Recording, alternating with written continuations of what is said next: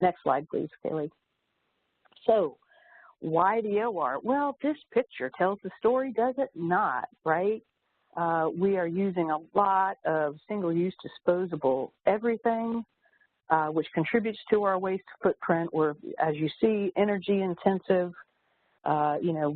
We have medical gases that are impactful in the environment. So the OR really is the elephant in the room, is it not? It is, well, of course, very often the top revenue generator for the hospital and has a commensurate supply expense budget cost, as well as labor. And, we produce the largest amount of waste in the hospital and regulated medical waste in the hospital. So lots of opportunity. Go ahead and let's move to the next slide. To realize savings on changing some of the ways that we approach our work that we do every day in the operating room. And so from last year's Environmental Excellence Award program, we were able to pull just 5 of these strategies that we're getting ready to talk about today and demonstrate and report the average savings per OR for each one of these practices. Together, these 5 practices can save well over $20,000, upwards of $25,000 per operating room. So that can add up very quickly, and this has been demonstrated via research. In fact, I'm going to just drop in a link to everybody, send it out. Susan Kaplan and her colleagues out of the University of Illinois in Chicago did a study of Chicago area hospitals and demonstrated that if the ORs would adopt these 5 environmental practices, it would literally change the course of healthcare in terms of cost and obviously the environmental impact as well. And so that is the importance of the operating room. Literally is in the driver's seat in terms of helping to determine and move us toward a healthier future. The practices that are occurring every day in the operating room really can determine the future, not only of healthcare, but it can help lead to a healthier future for everybody in our community by protecting the environment. Next slide, please. Haley? So, with that being said, we do have a number of areas of focus within the operating room. We look at leadership and waste, supply chain, the chemicals that are used in and out of the OR, energy and water consumption, the built environment, as well as the greenhouse gases that are generated as a result of our activities. Through the course of these slides, you'll see these icons down at the bottom of this slide. We use these with our resources and our Environmental Excellence Award program to kind of indicate which topic area these might be related to. So going from left to right, those icons stand for engaged leadership, less waste, safer chemicals, greening the OR, healthier food. There won't be any food in the OR, but you get the idea. Environmentally preferable purchasing, leaner energy, less water, climate and health, and green building. So first things first, in the OR, it's really important to have an engaged leadership, to have identified a clinical champion, and to have a greening the OR team, or have somebody from your OR sit on your green team at your facility. From our so this is 2018 benchmark data, which is, I guess, a year behind. So it's from 2017, 2016. So 69% of award winners from Practice Greenhealth had identified a clinical champion. 65% of those had identified an OR champion. So a specific clinical champion specific to the Surgical Services Department. 65% had identified one. And 100% of our highest performing facilities, our top 25, had identified an OR champion. And this may not seem like a huge deal, but really getting a clinical champion, getting somebody from the OR, whether it's a surgeon, an anesthesiologist, an OR nurse, an OR manager, somebody who has that clinical patient-facing work, is really important in terms of driving the engagement around these activities. So that's your first thing is, if you haven't already, go out and find your champion. Once you've found your champion, then it's great to build your team. So figuring out who are the key stakeholders for your team, for the OR, as well as your facility. And this can include a broad group of key stakeholders, somebody from infection prevention, supply chain, engineering, nursing, your clinical staff. Making sure that you have a broad group will really help when these projects need different voices to help support their work. Sitting down with your green team and going through the Greening the OR checklist tool is a really great exercise to assess where you're at right now, what your facility has already accomplished, perhaps without you even realizing it, and identify some opportunities for where you should go next. So if you haven't already done the Greening the OR checklist, or it's been some time since you've gone through it, I would highly recommend completing that checklist following this call and seeing if that points to any next steps for you in your facility. As Julie mentioned, we know there is a ton of waste in the OR, and I think when we attend the AORN conference every year, that's the #1 question we get is what to do with all the blue wrap.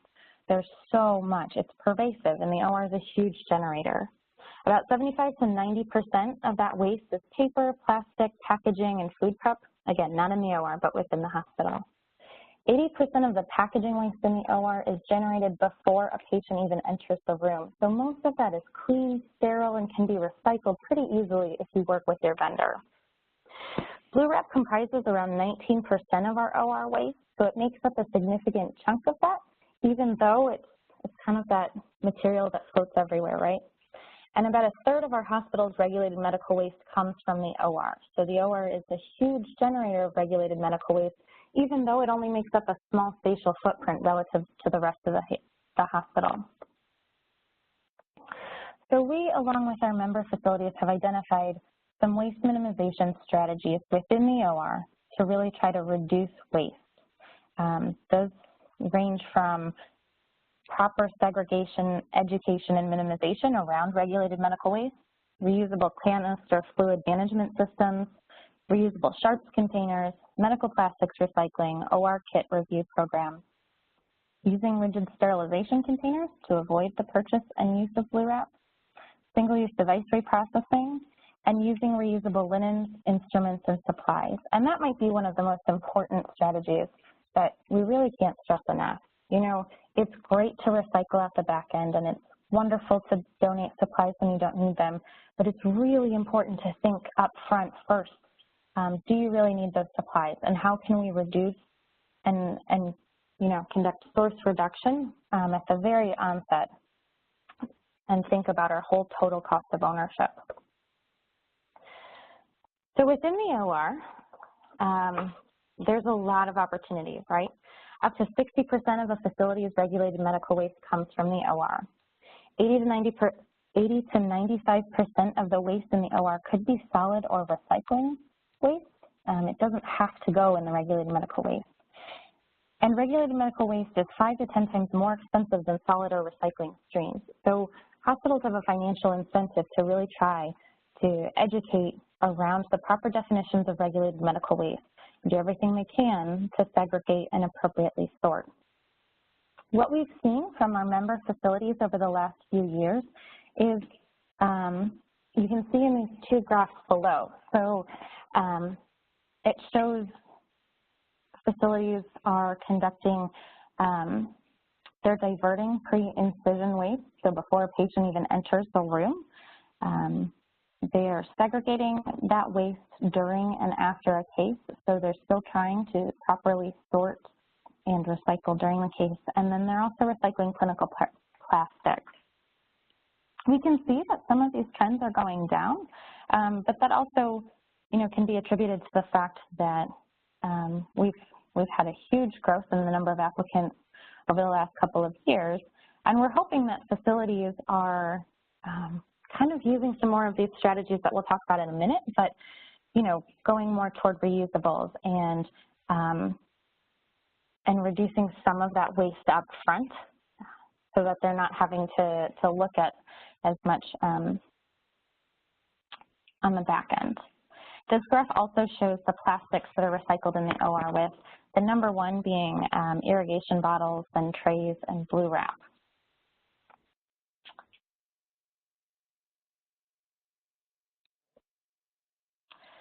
So there are a number of ways to reduce regulated medical waste within the OR. One of the best ways is through education. So at Cleveland Clinic in Cleveland, Ohio, one of their physicians conducted a study where they gathered, collected, separated their waste for about 10 days within the surgery department, and they weighed that waste, and they didn't tell anybody about it. And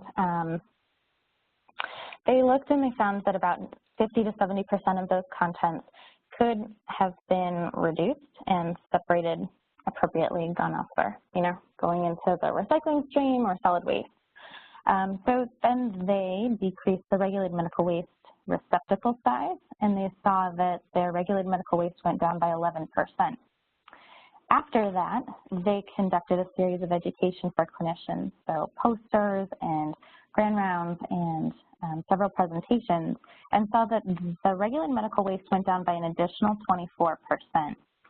So just by simple education, they estimated that they'd be able to see a system-wide savings potential of about 250 tons a year, or $150,000 annually, just through right-sizing those bins and providing education. And we know that at those busy facilities, there are a lot of faces that rotate in and out and through the OR. So education and continuous education is really critical.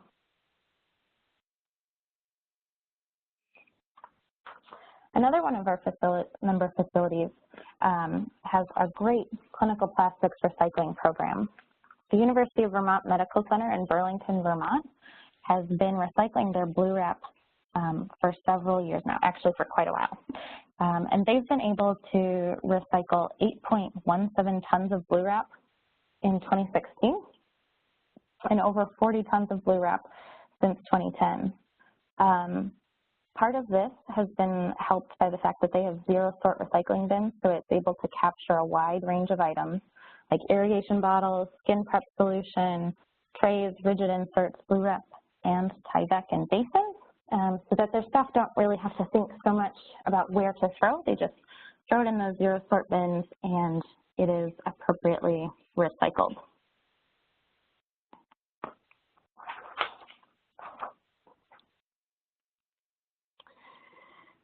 A large volume of waste is generated in the OR from fluids in the form of suction canisters. Almost 40% of that waste can come from fluids. So many hospitals have invested in reusable canister fluid management systems. These systems empty fluids directly to the sanitary sewer through a docking mechanism and then rinse and disinfect the containers for reuse. Many also assist the anesthesia team in keeping an accurate gauge of how much fluid the patient is losing over the course of the surgery. There is an upfront investment for these systems, but they typically pay for themselves quickly by eliminating the supply cost of new suction canisters and reducing regulated medical waste volume. At the same time, they increase both patient safety and staff safety, since staff no longer have to empty canisters, which pose a splash risk, or use solidifiers, which can also expose staff to toxic chemicals. What we can see here is that over the last few years, award-winning hospitals have pretty consistently been at around 60% in terms of those using a reusable canister fluid management system. And what we've seen is that for those facilities that are using a reusable canister fluid management system, they're saving almost $3,000 per OR per year. So a facility with 10 ORs would save almost $30,000 a year, which is pretty significant.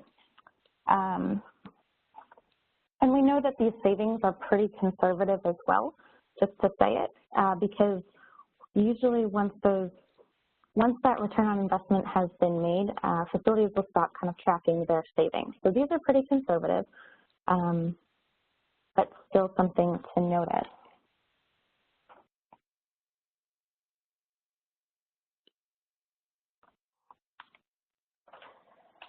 So highlighting a facility in New Jersey, the Valley Hospital, they were able to eliminate 14 tons of waste by using their fluid management system. And you can see, going from a tree, one of those fluid management suction trees like this in that first picture, where there's so much plastic, there's so much tubing, the potential for those canisters to open up or spill or splash somebody, it's just gnarly. Who wants to deal with that? So by switching, you're right, Kaylee. It's a nightmare managing that. I've been hit in the face from one of these suction canisters, and these fluid management systems that you're talking about eliminate not only these single-use disposable plastic suction canisters, but the solidifier, which has harsh chemicals, of course, and is great for staff safety. So I'll just reiterate that point you made earlier. Yeah, thanks, Julie. No doubt. So another opportunity to cut down on waste is rigid sterilization containers. Transitioning to these rigid sterilization containers allows hospitals to decrease the volume of waste generated in the OR significantly. One study found that nearly 19% of waste coming out of the OR was sterile surgical wrap, otherwise known as blue wrap, that pervasive glue everywhere in the OR. By placing instruments in these rigid sterilization containers, there's less risk of misplaced instruments, decreased labor, and wrapping injuries for sterile processing staff. And in addition, OR staff routinely find that sharp corners of the surgical trays can puncture the sterilized kit, creating the need for a replacement kit and either flash sterilization or re-sterilization for the torn kit. This can escalate labor and supply costs. Once again, these rigid containers do have an upfront capital cost, but many facilities find the payback is less than 2 years when supply and waste costs are factored in. So as we can see here, about 79% of our facilities of the award-winning facilities from Practice Greenhealth are using reusable sterilization containers. Of those that are using rigid containers, about 75% of their kits are in rigid containers. So that really cuts down on the amount of blue wrap that you need to purchase up front and the amount that you need to figure out what to do with on the back end. Over the last few years, we can see that facilities have been around between 70 and 80% of our facilities are using reusable sterilization containers. So there's been some fluctuation, but generally kind of holding steady. And what we've Kaylee? seen, yeah. Sorry. Oh, I was just going to add that blue wrap is polypropylene number 5 plastic. And again, going to the landfill, the estimated time that might break down is at least 450 years. And I thought I would just also add that it is super helpful to meet with your recycling vendor on site and show them these materials, especially, pre-incision, that are perfectly, they're sterile and clean, that can be recycled. That's a good way to help identify recycling vendors and also secondary markets that can pelletize the plastic and then reuse it in other manufacturing. That is such a good point, Julie. So often, even switching to rigid containers, you're not going to get rid of 100% of the blue wrap in your facility. So working with your waste hauler, working with local community organizations to identify at least a second use for that blue wrap is really important, and we are seeing facilities that are doing that all over the place, whether it's sending that blue wrap to local veterinary clinics for bedding or sending it to organizations that make homeless or totes for homeless bags or homeless people. Finding at least another use before it ends up in the landfill is great.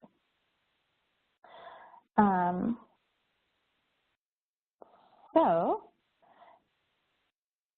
Kaiser Permanente San Jose Medical Center in San Jose, California, they were able to save almost $37,000 in cost savings and avoid 3 tons of waste by converting about 80% of their kits to rigid containers. And again, those cost savings are probably pretty conservative, but they come from a combination of decreased supply costs, so the decrease in blue wrap purchase, decrease in waste, so the waste going out from that blue wrap, the reduced need for rewrapping, flash sterilization, and labor for sterile processing, and a pretty short payback period, so they quickly start paying back for that investment.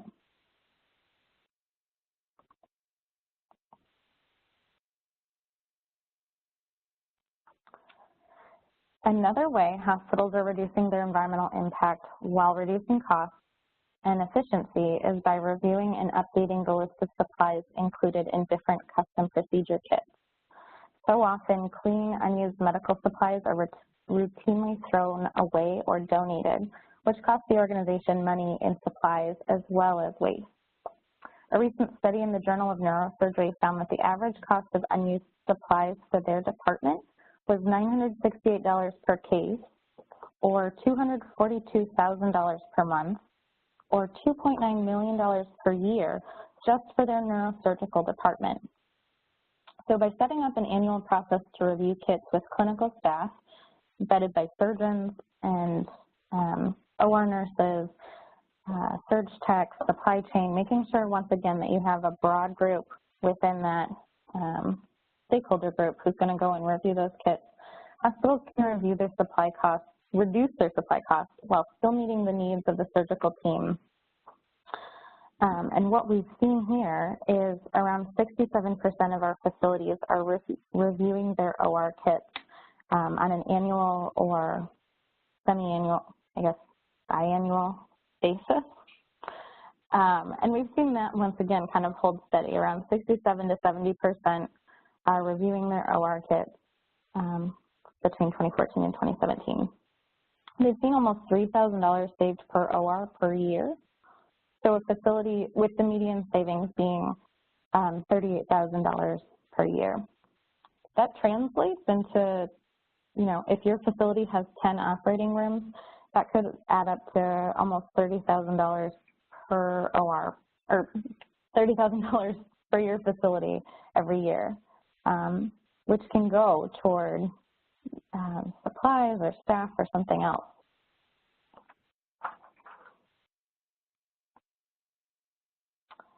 So a great highlight here is Hackensack University Medical Center.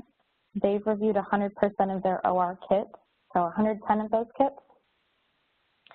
They saw $21,000 in the avoided purchase of unnecessary supplies and also saved almost $1,500 just in not having to dispose of those supplies or find something to do with them afterwards. So they partnered with their vendor and their supply chain and materials manager and worked with nursing leaders from each service line to review the surgeon preference cards and ensured operational efficiency, which is great.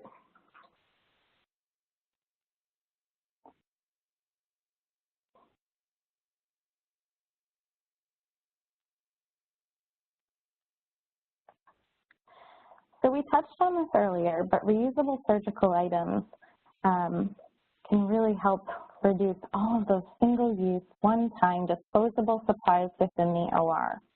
We know organizations shifted to single-use disposable items for a variety of reasons, but now many are considering a move back to reusable surgical textiles as well as supplies. A number of hospitals have found that by using a third-party source to supply and reprocess their surgical linens, they're not creating additional work for their sterile processing department and are routinely getting a high-quality product back.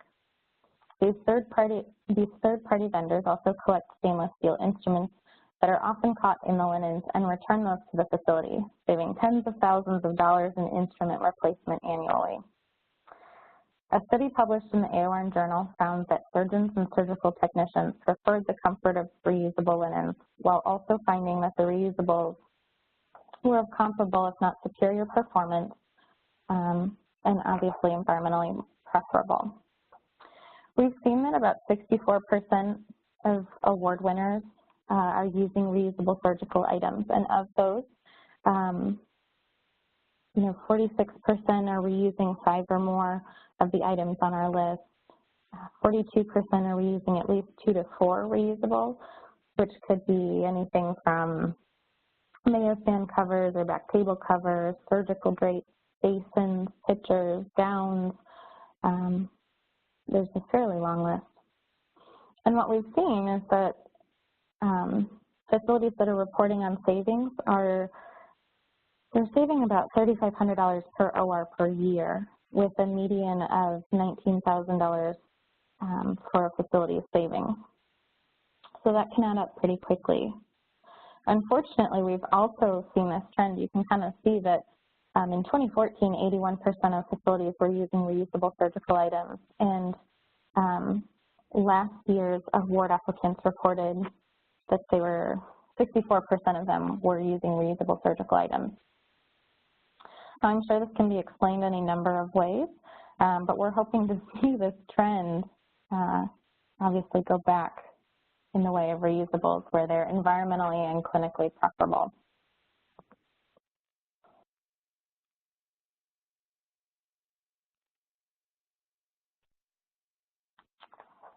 So California Hospital Medical Center in Los Angeles, California has a really great study. They're partnering with a third-party vendor, and they use reusable back table covers, mayo stand covers, surgical gowns, towels, basins, and pitchers. They were able to reuse 85.4 tons of reusable linens and supplies, and they were able to save $48,000 in cost savings. They also saved an additional $2,500 in returned instruments, which they made a point of flagging for us, because it's one of those stories, one of those line items that most often gets missed, is that surgical instruments often get wrapped up in the drapes after cases if you're using disposables. But by using reusables, those instruments are returned, which is an added savings for the facility.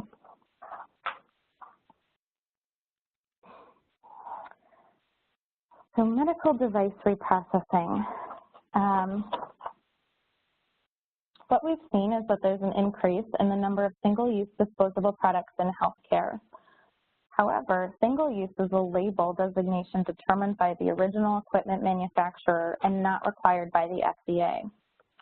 So the design of these devices has not necessarily changed, but the labeling has. So there are third-party reprocessors that have emerged on the market, and the FDA has approved them to reprocess and resterilize certain devices.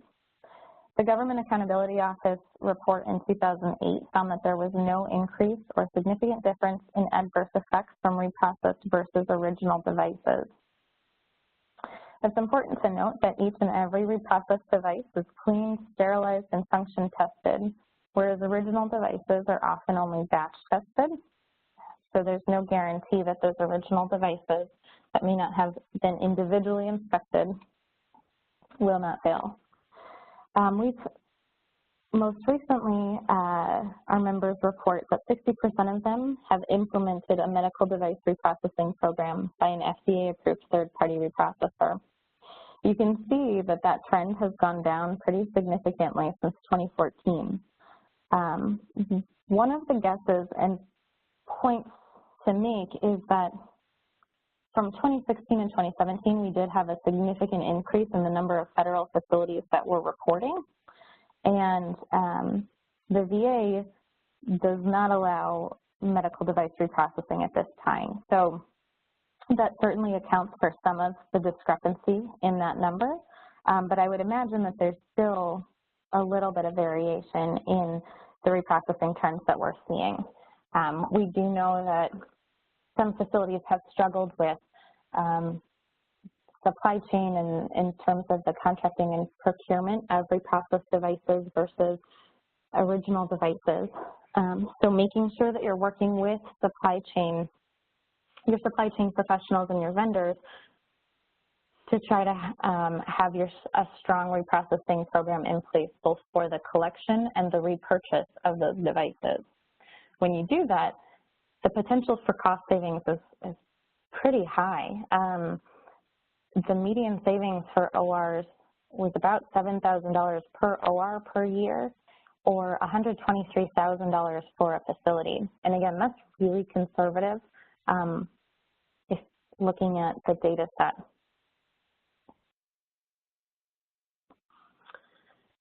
So one facility that was pretty successful with this was Regions Hospital. They were able to divert 4 tons of waste from the landfill through reprocessing. So those devices that were collected, instead of all 4 tons of those devices going into a landfill or regulated medical waste, they were diverted, so they were either reprocessed and repurposed or recycled. They saw an $85,000 cost savings, almost $86,000 in cost savings from that program as well. Their supply chain and purchasing departments made a really concentrated effort to increase the total amount of single-use devices sent to be reprocessed and to purchasing more reprocessed devices. So this is an area where we've seen members really need to focus their education efforts. And sometimes this is a program that facilities will take a staged approach. So they'll go and review all the education. They'll provide a lot of education around what reprocessing is, how it works, the safety around it, and efficacy. And then they'll begin simply by implementing a collection program, so having one of those reprocessing bins within the OR just to collect devices and get them out of those waste streams. And then once their clinical staff are comfortable with that, some will then begin to purchase non-invasive devices and roll into invasive devices, which is really where you see your cost savings. But this is a program, like all of them, require kind of specific education. This one does sometimes have to cater to the clinical staff. And we know that there's been pushback from some. So when you've gone through all of these different strategies to try to reduce your waste, reduce unnecessary supplies going out the back door, you still might have some clean, unused, and expired medical supplies. They're sitting on your shelf and you have to figure out what to do with them. Working with a third-party nonprofit to donate those supplies is a great solution. That saying somebody's trash is somebody's treasure. Well, that's very often the case. And there's this great story from Virginia Mason Medical Center where one of their OR nurses noticed that those surgical socks were routinely ending up just being tossed. And so they submitted a proposal to see if their facility would launder those socks and then donate them to a local homeless shelter in the Seattle area. So that's just a great story and, kind of an innovative approach to reduce waste, but also give back to their community. Okay, so the OR, as no surprise, consumes an enormous amount of energy as well to power those patient monitoring devices, the lighting, to have those high air exchanges per hour, and so much more. So there are opportunities within the built environment to look at in terms of sustainability.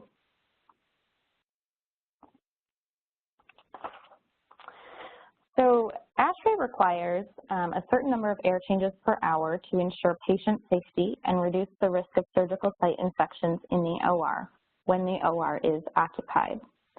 Some facilities and facility managers or clinicians assume that more air exchanges, so exceeding code, equals better patient safety outcomes, despite little clinical evidence to support it. The OR contributes significantly to a hospital's overall energy consumption, requiring high air exchange rates, stringent temperature and humidity requirements, significant plug and lighting loads. HVAC step-back in particular can be a really low-cost program to implement and has been estimated to save facilities around $2,000 to $3,000 per OR per year. So HVAC step-back is looking at the OR when it's unoccupied. Very often, operating rooms are not running with patients in them full tilt 24 hours a day, 7 days a week. At some of those trauma centers, you may have a couple of ORs that are kept up and running all the time for those emergent cases, but generally, the OR is occupied kind of between a set schedule throughout the day and has a few hours every day where it's unoccupied, completely unused, and yet sometimes in some facilities, those ORs are left up and running with the lights going and the air exchange rates going and the temperature and humidity still kept where you like them. And that's like the same thing as if you're in your house and you go to work and you leave the air conditioning running and all of your appliances on and your lights on, you just wouldn't do that. So that's what we're talking about with HVAC setback. ASHRAE says that most ORs can generally be set back to somewhere between 8 and 10 air exchanges per hour when they're unoccupied, and they can be brought back up to the required 20 air changes per hour pretty quickly, at least by the time a patient has made their way from coming on in to needing that space. So within a few minutes to 30 minutes, those ORs are up and functional. This is an area of opportunity for a lot of our members. We've seen that about 39% have set back their HVAC setback programs, and that's great. It looks like it's kind of starting to rise on the trend, so that's wonderful, but still an area of opportunity for some easy energy savings for facilities. Our reported savings are kind of in line with what has been found elsewhere, so about $1,500 per OR per year, or $45,000 savings for the facilities. So if you work with your energy engineer and see if that's feasible for your facility, that would be a great strategy to look into. Memorial Sloan Kettering has some really impressive savings from their HVAC setback program. They were able to reduce their air exchanges from 20 air changes per hour to 6 when they're in unoccupied mode, and they set that back in all 28 operating rooms. So they were able to save 1.7 million kilowatt hours, or $270,000 in energy savings just in 1 year. I know we're kind of coming close to time, so I'm going to try to breeze through these. If you can hang with me, that's great. If not, this is recorded, so you can catch the parts that you missed at the very end. LED surgical lighting is another great way for facilities to save on their energy consumption as well as cost savings. LEDs generate less heat, they use less energy and have far longer lifespans. The decreased heat allows hospitals to keep the temperature a little bit higher in the OR, so once again decreasing energy use while reducing the risk of patient hypothermia.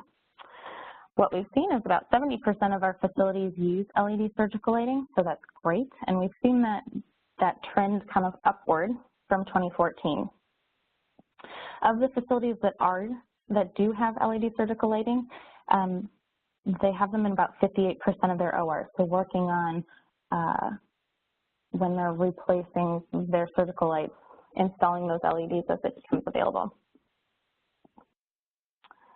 Cleveland Clinic had a great study where they found that they were consuming quite a bit less in terms of energy. They saved 200,000 kilowatt hours, or $15,000, and installed LEDs in 100% of their ORs. Anesthesia is one of those rare opportunities for clinical staff to have a direct impact on the greenhouse gas emissions of their facilities. So if you weren't aware, when a patient enters the OR and is put under anesthesia, only about 5% of those anesthetic gases are actually metabolized by the patient. The other 95% are exhaled as waste anesthetic gases. And most often in most facilities, those waste anesthetic gases are scavenged out of the immediate surrounding area so as not to interfere with the staff, but they're then just directly vented off the hospital roof and into our local communities. So those waste anesthetic gases are considered a Scope 1 emission, and by having providers evaluate their practice and look at which anesthetic agents they're using, you can significantly reduce the greenhouse gas footprint of the hospital. So the global warming potential values for inhaled anesthetics. Sevoflurane is about 130 times that of carbon dioxide. Isoflurane is 510 times, and dosflurane is 2,540 times that of carbon dioxide. And nitrous oxide persists even longer. Dosflurane happens to be more expensive and also is the culprit of much more environmental harm. So looking at it from a cost savings perspective as well can be helpful. This is maybe the most important strategy for having a clinical champion on board.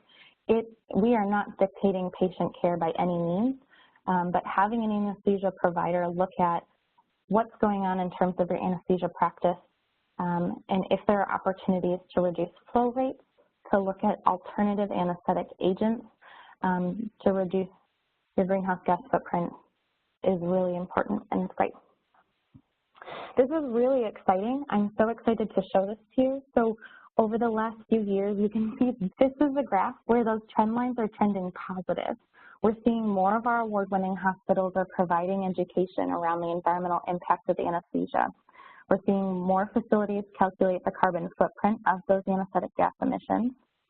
More of our facilities are removing dosflurane from their formularies, or at least removing those unnecessary dosflurane vaporizers from the OR, so making them a little more difficult. They're going to have to walk down somewhere and request them, which maybe makes them not use dosflurane, which is great. So this is exciting because it points to an uptake around this education. And as Julie put in here, there's an enormous wealth of resources. I think I have it linked elsewhere, but the American Society of Anesthesiologists has some phenomenal resources for clinicians, so for anesthesia providers, by anesthesia providers on their website. There's peer-reviewed literature and all kinds of resources there, so make sure to check that out as well. University of Wisconsin Health, University Hospital, they conducted education just around the environmental impacts of anesthesia. They developed a website, they developed stickers to go on their anesthesia machines, held grand rounds, and they were able to reduce their dosflurane, saving almost $20,000 a month for the facility.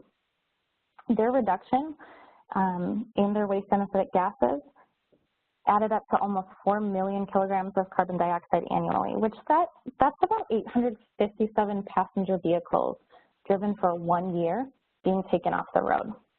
Pretty impressive, right? Another great highlight is Harborview. So when you're looking at upgrading your anesthesia machines, if that's coming up anytime soon, look for those machines that monitor your flow rate. By reducing flow rate, once a patient is kind of in that stasis mode, you can reduce the amount of unnecessary anesthetic that's used. So they were able to decrease the use of their volatile anesthetic agents just by monitoring their flow rates and using low flow, and saw a 47% reduction in their greenhouse gas emissions. So again, another 243 passenger vehicles driven for 1 year taken off the road.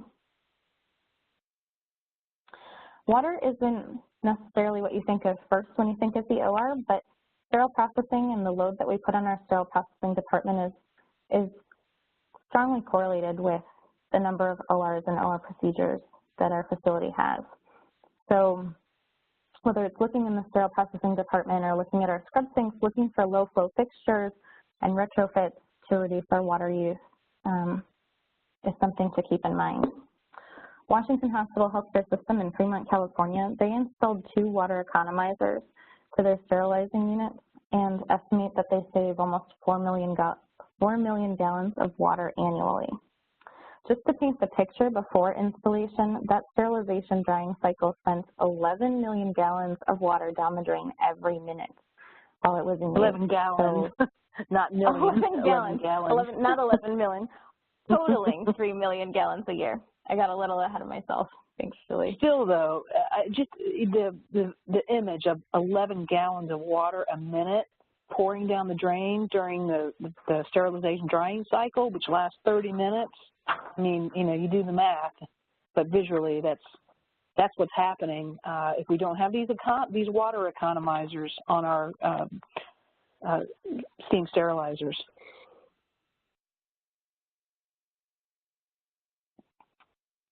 Definitely. So just a few more opportunities. The built environment, we don't focus a ton on or we have not fully fleshed out the resources around green building in the OR. But if you're looking at the built environment, looking for things like in new buildings or renovation projects, there are opportunities to incorporate green elements, including rubber flooring, which can reduce slips, trips, and falls. Looking to materials that are less toxic to decrease off-gassing of volatile organic compounds and other chemical exposures. And then chemicals. So transitioning to PVC and BEHP-free can reduce the risk of exposure to these chemicals, particularly in hemodialysis, NICU, or transfusion situations.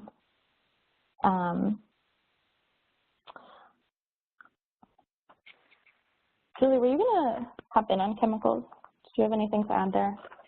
Oh, well, you know, unfortunately, polyvinyl chloride and diethyl hexyl phthalate are petrochemicals that are found in the plastics in the medical supplies that we use. And we have a list of product lines that, you know, can contain these chemicals, and they include things like IV bags and tubing.